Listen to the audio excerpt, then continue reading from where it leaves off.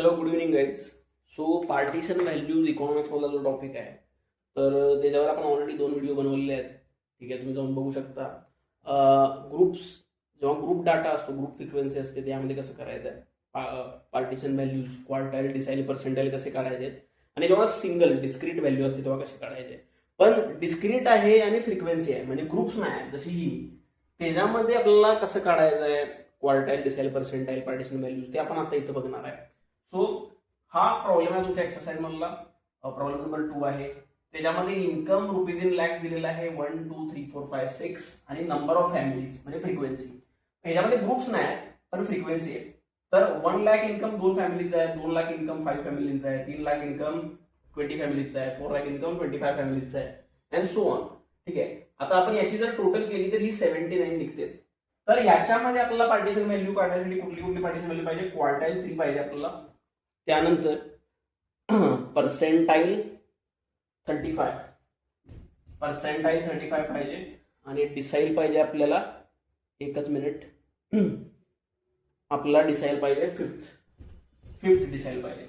आता यासाठी मी काय करणार आहे, क्युम्युलेटिव्ह फ्रिक्वेन्सी काढून घेतो पहिला. क्युम्युलेटिव्ह फ्रिक्वेन्सी म्हणजे काय की याच्या आत उदाहरणार्थ 6 लाख किंवा 6 लाखाच्या आतपर्यंत किती फॅमिलीज आहेत, तर टोटल 79 आहेत. 5 लाख किंवा 5 लाखच्या आतपर्यंत किती फॅमिलीज आहेत, तर असं. तर हे बघा, तुमचा एक्स म्हणजे इन्कम इन लॅक्स, त्यानंतर फ्रिक्वेन्सी, त्यानंतर क्युम्युलेटिव्ह फ्रिक्वेन्सी लेस दॅन टाईप. ठीक आहे, आता इन्कम तुमचं 1 लाख, किती फॅमिलीज आहे 1 लाख पर्यंत किंवा 1 लाख आहे 2 फॅमिलीचं, त्यामुळे क्युम्युलेटिव्ह फ्रिक्वेन्सी आहे 2. त्यानंतर 2 लॅक्स हे 5 ही फ्रिक्वेन्सी आहे. तर 2 लाख पर्यंत किती फॅमिलीचं इन्कम आहे, तर ह्या 5 आणि हे 2 7. त्यानंतर 3 लाख किती 20, मग 3 लाख पर्यंत किती फॅमिलीचं उत्पन्न आहे 20 लाख, 20 अधिक 7 27 फॅमिलीज. त्यानंतर 4 लाख 25 फ्रिक्वेन्सी आहे, मग या 25 आणि या 27 52. त्यानंतर 5 लाख किती फॅमिलीज आहेत त्या 15 आणि हे 52 म्हणजे 67, आणि 6 लाख म्हणजे हे 67 आणि हे 12. ठीक आहे, टोटल झाले तुमचे 79. तर ही झाली तुमची टोटल फ्रिक्वेन्सी, म्हणजे 6 लाखापर्यंत टोटल 79 फॅमिलीज आहेत. आता ह्याच्यामध्ये क्वार्टाईल 3 कसा काढायचा, तर पहिल्यांदा तर पोझिशन काढून घ्यायला पाहिजे. क्वार्टाईल 3 म्हणजे पहिल्यांदा पोझिशन कुठली, तर n divided bye 4 into third term.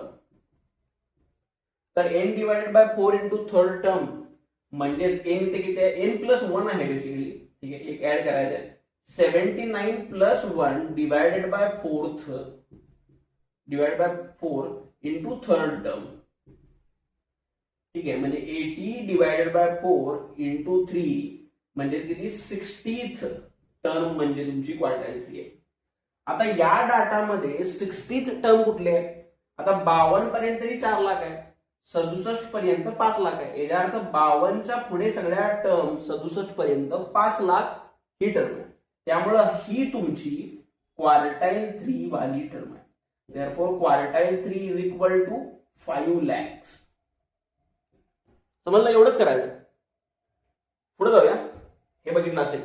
आता आपल्याला बघायचं बेसिकली हे इथंच काढतो मी, डिसाईल 5.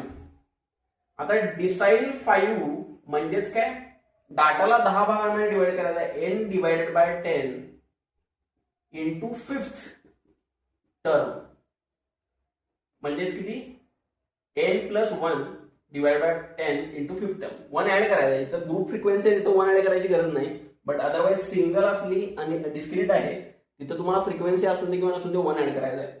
तर n प्लस 1 म्हणजे 79 plus 1 divided by 10 into 5th म्हणजे 80 बाय 10 इंटू 5. ठीक आहे, म्हणजे आटामध्ये 40th टर्म. तर डिसाईल 10 म्हणजे डिसाईल 5 म्हणजे 40th टर्म. तर आता 40th टर्म कुठे आहे यात, तर 27 ही क्युम्युलेटिव्ह फ्रिक्वेन्सी 3 लाख पर्यंत आहे, आणि 52 ही क्युम्युलेटिव्ह फ्रिक्वेन्सी 4 लाख पर्यंत आहे. याचा अर्थ काय, 27 नंतर म्हणजे 28 टू 52 ह्या ज्या ही जी क्युम्युलेटिव्ह फ्रिक्वेन्सी आहे ती 4 लाख पर्यंत आहे. याचा अर्थ तुमची 40 टर्म इथंच आहे. ठीक आहे, म्हणजे तुमची 40 टर्म आहे 4 लॅक्स. ठीक आहे, तर तुमचा डिसाइड 5 आहे 4 लॅक्स रुपीज 4 लॅक्स. ठीक आहे, आता लास्ट वालं ते म्हणजे पर्सेंटाईल 35. इथे काढले सिमिलर मॅनर मध्ये करायचं percentile 35.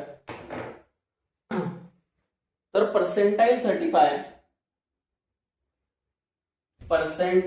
35 is equal to n+1 divided by, आता काय येणार, पर्सेंटाईल मध्ये 100 पार्ट ना डाटाचे, म्हणजे 100 गुणिले कितवा पर्सेंटाईल 35th टर्म. ठीक आहे, म्हणजे ही तुमची ही टर्म पाहिजे. तर 79+1 डिवायडेड बाय 100 इंटू 35th म्हणजेच 0.8 इंटू 35th. आता 0.8 इंटू 35 किती काढायला पाहिजे आपल्याला. 8 त्रिक 24, 8 चौक 32, म्हणजे 24 आणि 32च्या मध्ये एकदम मध्ये 24 आणि 32च्या 28, म्हणजे तुमची 28वी टर्म, 28th टर्म. आता 28th टर्म कुठे आहे, तर 27 पर्यंत क्युम्युलेटिव्ह फ्रिक्वेन्सी 3 लाखापर्यंत आहे. 28 to 52 he cumulative frequency 4 lakh पर्यंत आहे. ह्याचा अर्थ 4 लाख हीच तुमची 28 टर्म, कारण 4 लाख 28 पासून 52 ही 4 लाखच आहे. तर 4 लाख रुपीज 4 लाख ही तुमची पर्सेंटाईल 35. समजलं? तर हे इझी आहे हे मला. ठीक आहे, तुम्ही व्हिडिओ बघून परत बघून करू शकता. ठीक आहे, तर काय डाऊट असले तर विचारा. आय होप तुम्हाला व्हिडिओ आवडला असेल. थँक्यू.